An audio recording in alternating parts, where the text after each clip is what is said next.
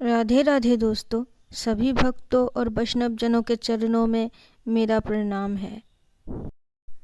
आज हम एक ऐसे भक्त की जीवन की घटना सुनने जा रहे हैं, जो घटना तब घटित हुई थी जब भारत देश में रेलवे बस कुछ ही जगहों पर थी। उस वक्त ब्रज यानी वृंदावन में एक छोटी सी लाइन की ट्रेन चलती थी, जो कि मथुरा में रुकती थी। एक ब्रजवासी भक्त थे जो उस रेलवे में नौकरी करते थे। वो बहुत ही समर्पित कृष्ण भक्त थे। वो काम करते हुए भी सदैव प्रभु का स्मरण किया करते थे। उनका शरीर भले ही सांसारिक कर्मों को करता रहता था, लेकिन उनके मन हमेशा प्रभु श्री बांके बिहारी जी के चिंतन में खोया रहता था।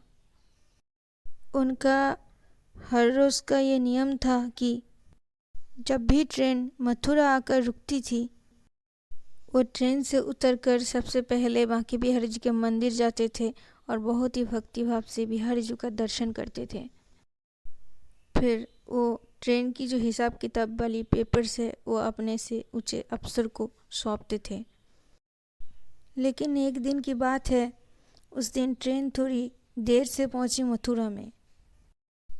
तो ट्रेन में नौकरी करने वाले उस भक्त को भी उस दिन बांके बिहारी जी के मंदिर पहुंचने में थोड़ी देर हो गई। तो जब वो भगत जी मंदिर में पहुंचे दर्शन के लिए, तो उन्होंने देखा कि बांके बिहारी जी के सामने पर्दा लग चुका था। और शायद आप लोगों में से बहुत लोग ये जानते होंगे कि बांके बिहारी जी के एक झलक दर्शन करवाने के बाद बिहारी जी के सामने पर्दा लगा दिया जाता है, क्योंकि वहाँ के भक्तों और पुजारियों का ये मानना है कि कोई दर्शन करने वाला भक्त अगर ज़्यादा देर तक टकटकी लगा के हमारे बिहारी जी को देखते रह गए, तो फिर कहीं हमारे बिहारी जी को नज़र न लग जाए। तो यही कारण है कि थोड़ी देर बाद वहाँ के पुजारी बिहारी जी के सामने पर्दा लगा दिया करते हैं। तो उस दिन पर्दे खुलने में अभी और समय लगने वाले थे। और फिर उसके बाद बिहारी जी के दर्शन करके ट्रेन में वापस जाकर अपने काम को संभालना भगत जी के लिए संभव नहीं था। और फिर सच्चे भक्त को कहाँ सांसारिक चीज़ों की परवाह होती है। उनका मकसद तो केवल और केवल अपने ठाकुर जी को रिझाना होता है और कुछ नहीं। वो तो बस अपनी भक्ति भाव में ही सदा डूबे रहते हैं। तो उस दिन भगत जी का मन बिहारी जी के दर्शन के लिए रो पड़े। उन्होंने अपने काम संभालने की चिंता को बिहारी जी के चरणों में छोड़ा और बांके बिहारी जी के नाम जपते जपते वो मंदिर में ही बैठ कर के पर्दे खुलने की इंतज़ार करने लगे। कुछ देर बाद पर्दा खुला। भगत जी ने रो रो कर जी भर के अपने बिहारी जी का दर्शन किया।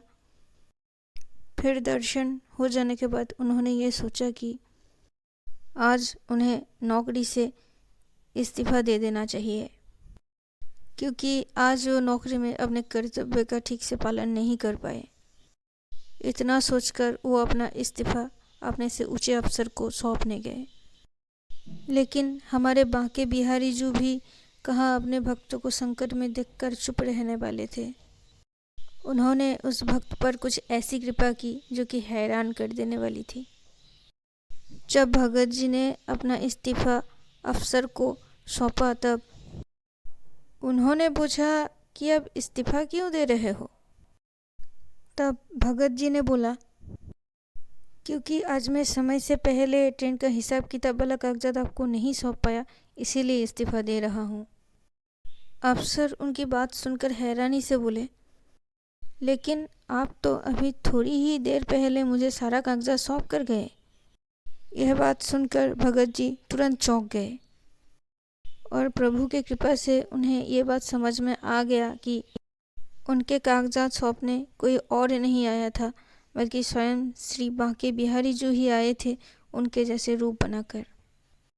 हमारे ठाकुर जी भगवान श्री कृष्ण तो ऐसे ही भक्त वत्सल है। आपको और हमको भी अगर उनकी कृपा चाहिए तो ज़रूरत है तो बस इन्हीं भक्तों की तरह समर्पण भाव से प्रभु से प्रेम करने की। दोस्तों, क्या आप एक कृष्ण भक्त हो? अगर हो तो कृपया जाप करना शुरू कीजिए।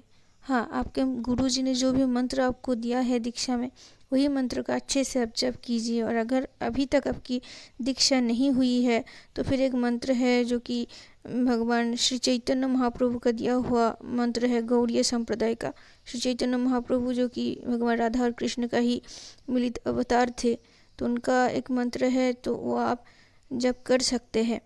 तो वो है हरे कृष्णा कृष्ण कृष्णा हरे हरे, हरे राम राम राम हरे हरे। दोस्तों, अगर आपकी श्रद्धा किसी और देवता या भगवान में है, जैसे कि हनुमान जी, शिव जी, दुर्गा जी, तो उनके भी कोई मंत्र अपने गुरु जी से या फिर जो इन देवी देवियों के मंत्रों को अच्छे से जानता हो, उनसे लेकर आप जप करना शुरू कर दीजिए। आप बस एक बार जप करना शुरू कर दीजिए।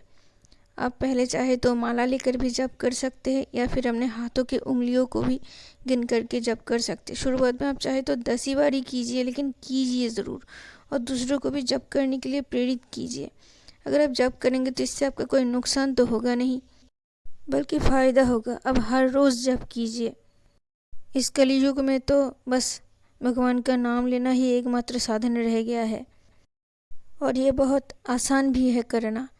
तो आपसे मेरी रिक्वेस्ट है कि आप प्लीज़ जप कीजिए और दूसरों को भी जप करने के लिए प्रेरित कीजिए, अपने दोस्त हो चाहे अपने परिवार वालों को हो।